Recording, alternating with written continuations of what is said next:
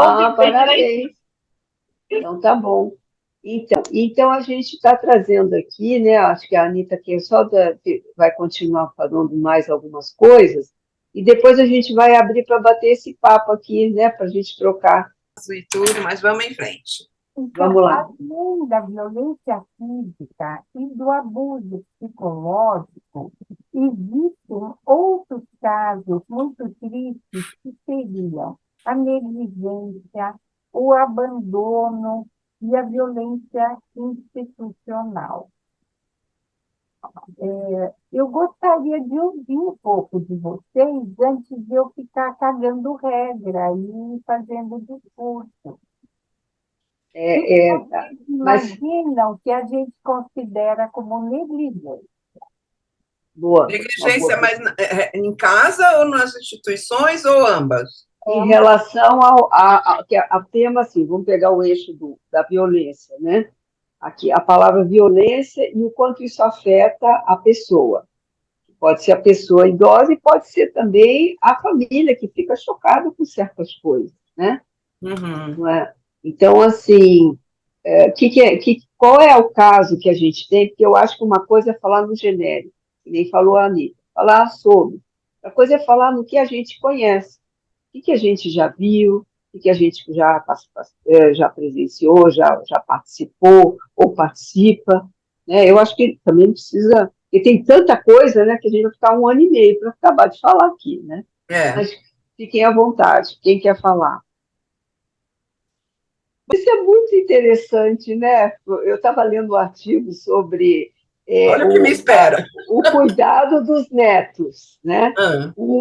A delegação que é esperada dos avós de tomar conta dos netos e a Sim, isso eu recusa não... dos avós de ter que se dedicar full time para Isso. assim, quem é negligente é quem não aceita ficar full time em função de uma vida que não vai deixar a pessoa viver a vida dela, né? Isso. Então, assim, que você está dizendo, você foi tomar conta do neto gato, né? Não, entende? Então, por que eu estou falando isso aqui, gente? Porque a gente está falando de violência nas relações, inclusive familiares, aliás, a gente pode até falar que especialmente as familiares, né? Claro. Porque nas são as que mais... instituições, pelo menos, tem alguma coisa olhando, tem alguma coisa para se guardar ali, para se preservar, porque tem uma certa fiscalização. Dentro de casa não tem fiscalização. O céu é o limite, tudo pode acontecer. E acontece. E a gente sabe disso.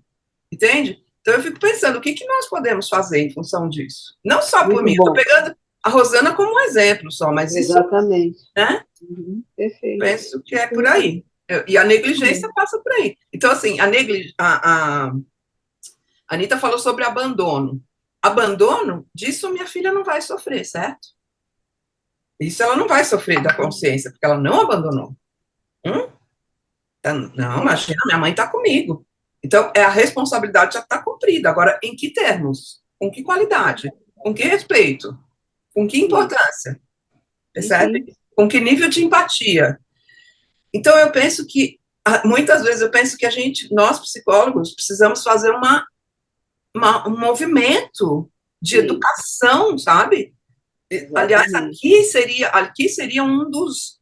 Aqui para a gente chegar nesse ponto de, olha, vamos educar o povo para saber como lidar com os idosos, como lidar, porque ninguém sabe.